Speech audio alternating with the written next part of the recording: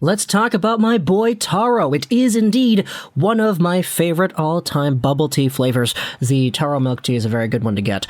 I'm sorry, I just had to throw in a meme, a little pun there before we got underway with this video. The Red Wings have re-signed Taro Hirose to a 2-year contract extension. Now, at the time of recording this audio, we don't actually know the details as to what that contract looks like, even cap-friendly. If we align the page properly, no, we can't do that. Let's go ahead. Just go to the regular cap-friendly website. We don't even have ourselves an update on the new contract he had just signed. But if we can assume that this is a contract that has two-way eligibility, hopefully he goes out there and gets some good AHL money for the service he provides.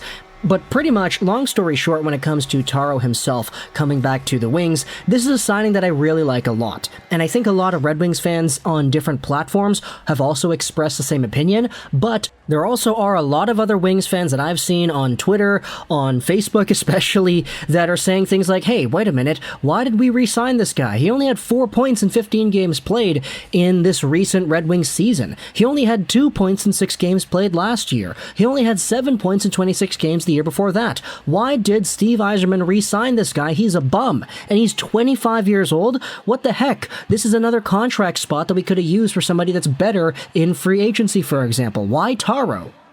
And the answer to that is pretty simple. Taro Hirose is not a guy that you're re-signing because you want him to be a top-of-the-line, top 6, number 1 forward on your squad.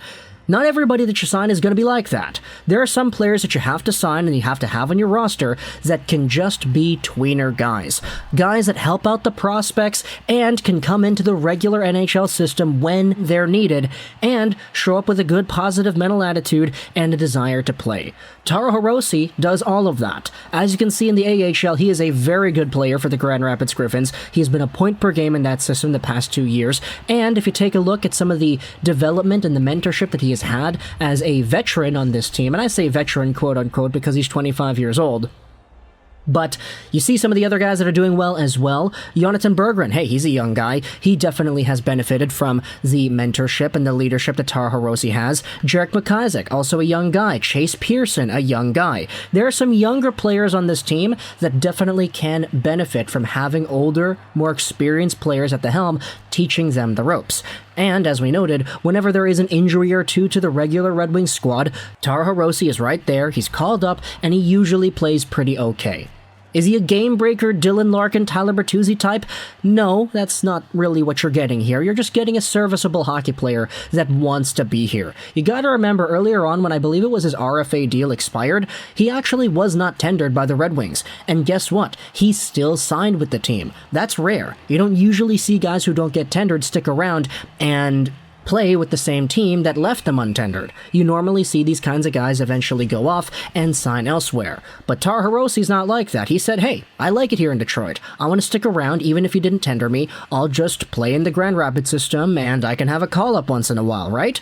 And that's exactly what he did. Taro Hirose is a guy that I definitely have fallen in love with over the past few years. Sure, is he the over point per game stud that he was with the Michigan State University team? No. Is he the 0.7 point per game player that he was with the Wings when he made his debut in 2019? No. But you don't need players to always be that good to be effective. Taro Hirose has a spot on this team, and his services have greatly benefited the Red Wings, so it's great that Steve Yzerman is giving him another few years. Now, again, just going back to what I was saying at the beginning, hopefully this contract that he has is a one-way contract, so he gets the same amount of money in the NHL versus the AHL. The last contract he had, he was making $190,000 in the minors. Oh, you actually can't see that. Okay, let's move the screen over. There you go. So, he was making $190,000 in the AHL. He had an $850,000 NHL dollar salary, though, and his first contract that he signed was also in that same little territory there, $70,000 in the AHL. So hopefully he does get a pretty big AHL salary, because you definitely like seeing guys get rewarded for their play on organizations like this, especially when you're only a tweeter player. So for Taro Hirose, hopefully it's a one-year deal, or excuse me, a one-way deal, not a one-year deal. It's already been confirmed to being 2 years.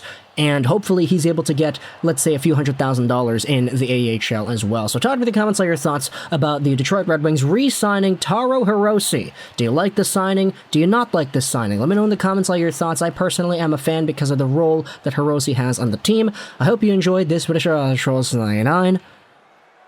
and bye.